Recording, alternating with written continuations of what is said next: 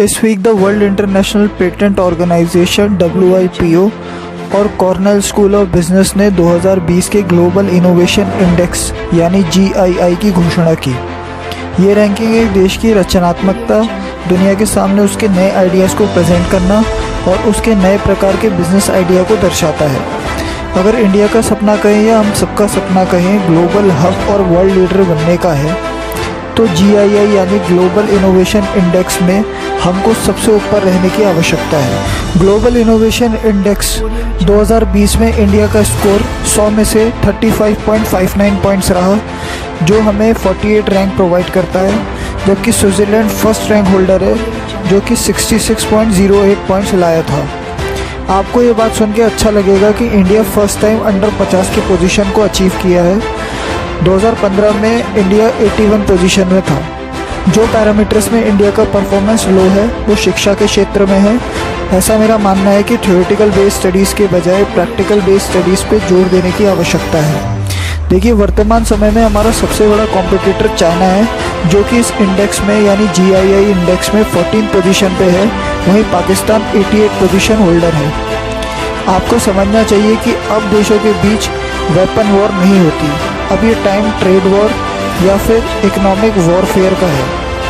Economic warfare या फिर trade war को सिंपल भाषा में समझें तो एक कंट्री का दूसरी कंट्री की इकोनॉमी को ख़त्म करना कुछ स्टेप्स के द्वारा, जैसे उसके साथ व्यापार ख़त्म कर देना, उस पर प्रतिबंध लगा देना या ज़्यादा से ज़्यादा टैक्स लगा देना, अपने मित्र देशों के साथ मिलकर इकोनॉमिक वॉरफेयर या फिर ट्रेड वॉर कहलाता है। इससे उस देश की इकोनॉमी बुरी तरीके से वीक हो जाती है और गृह युद्ध जैसी स्थिति बन जाती है।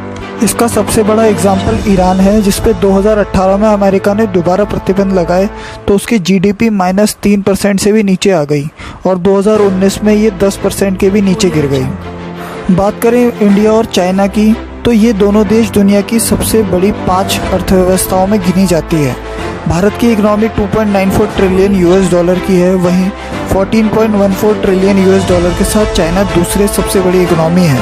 हाल ही में कोरोना क्राइसिस के समय इंडिया की GDP -24% तक नीचे चली गई, जबकि इतनी बड़ी इकोनॉमी होने के बाद भी चाइना -6.8% तक ही नीचे जा पाया। ऐसा इस वजह से है क्योंकि चाइना बहुत कम चीज़ें बाहर के देशों से इंपोर्ट करता है। बात करें इंपोर्ट में, इंडिया चाइना पे कितना डिपेंड है, ये कुछ आंकड़े आपके सामने रखता हूँ। 20% ऑटो पार्ट्स और 70% इलेक्ट्रॉनिक कंपोनेंट चाइना से इंपोर्ट होते हैं। वहीं 40% लेदर गुड भी चाइना से इंपोर्ट किया जाता है। ये सब मिला के हम चाइना से $484 बिलियन का इंपोर्ट करते हैं, जबकि केवल $85 बिलियन का ही एक्सपोर्ट कर पाते हैं। ये इंपोर्ट गैप इस वजह से भी बड़ा है क्योंकि चाइनीज़ गुड इंडिया के मुकाबले काफ़ी सस्ते हैं और चाइना अपनी करेंसी को बार बार डिवैल्यूएट करता है और अपने सामानों को सस्ते में बेचता है। चाइना इस वजह से इंडिया से इतना जलता है क्योंकि चाइना का सपना सुपर पावर बनने का है और इंडिया ही एकमात्र ऐसा देश है जो उसको कंपटीशन दे सकता है। इंडिया के साथ चाइना का बॉर्डर डिस्प्यूट भी चल रहा है। CPEC यानी चाइना पाकिस्तान इकोनॉमिक कॉरिडोर, जो कि इंडियन टेरिटरी में पड़ता है, बिना इंडिया की परमिशन के वहाँ चाइना और पाकिस्तान कंस्ट्रक्शन कर रहे हैं। चाइना इंडिया के पड़ोसियों के साथ भी अच्छे संबंध बना रहा है ताकि इंडिया को वो अलग थलग कर सके। चाइना NSG यानी न्यूक्लियर सप्लायर ग्रुप में भी इंडिया का फेवर नहीं करता। तो ये सब चीज़ें हैं जिससे आप समझ सकते हैं कि चाइना हमसे कितनी नफरत करता है। तो प्लीज़ ज़्यादा से ज़्यादा मेक इन इंडिया और इनोवेटिव आइडियाज़ के साथ चाइनीज़ प्रोडक्ट को कैसे इंडियन मार्केट से ख़त्म करना है, इस पर जोर देना चाहिए और अपनी इंपोर्ट ड्यूटीज़ को कैसे कम करना चाहिए नए नए कॉस्ट सेविंग आइडियाज़ के साथ। होप आप सबको वीडियो अच्छी लगी और इन्फॉर्मेटिव लगी होगी।